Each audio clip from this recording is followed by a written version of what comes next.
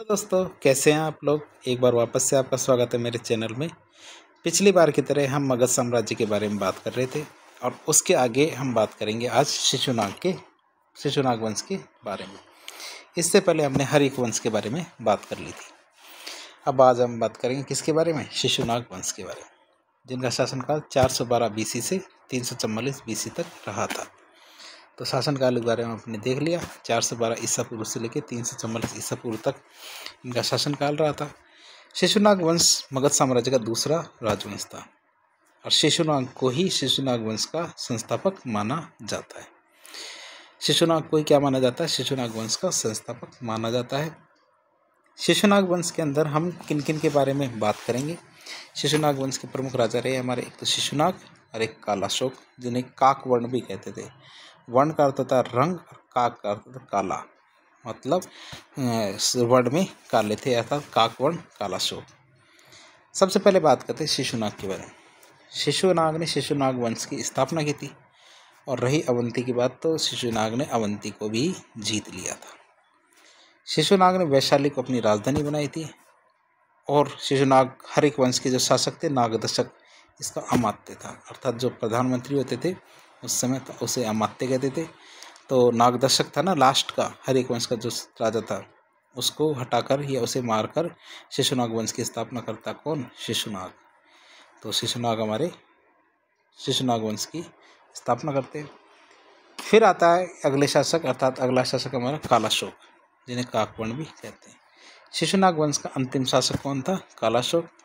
कालाशोक ने 383 ईस्वी में दूसरी बौद्ध संगति हुई थी, उसका आयोजन करवाया था। अब बात करें कालाशोक की, तो कालाशोक ने दोबारा अपनी राजधानी वैशाली से किसे बना दिया, पाटलिपुत्र को। तो पाटलिपुत्र से पहले वैशाली को बनाया गया था, लेकिन अपन कालाशोक ने क्या किया, दोबारा वैशाली से पाटलिपुत्र को राजधानी बना दिया।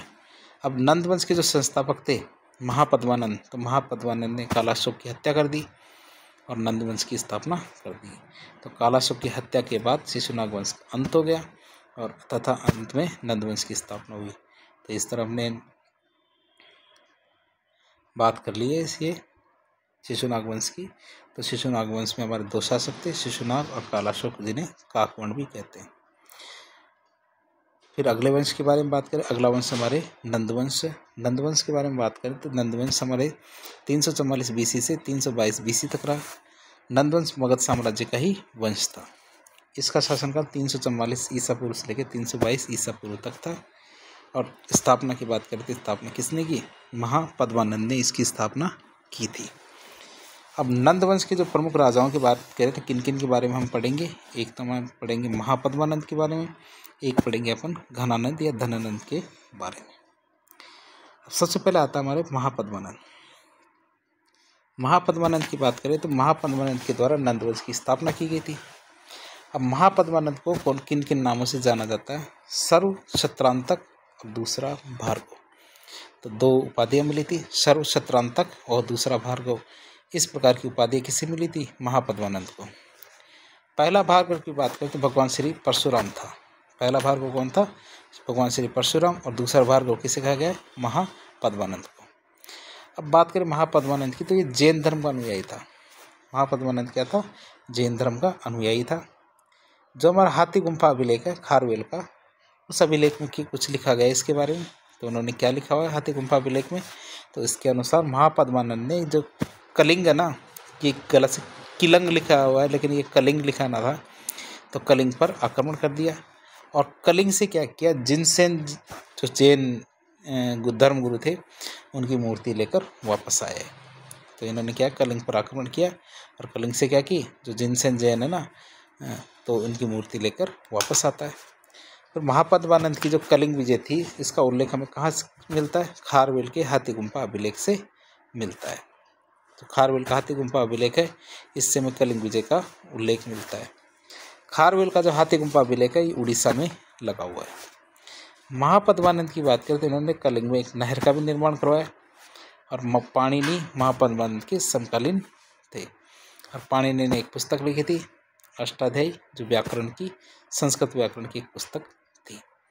तो ये हमने महापद्मानंद के बारे में जाना।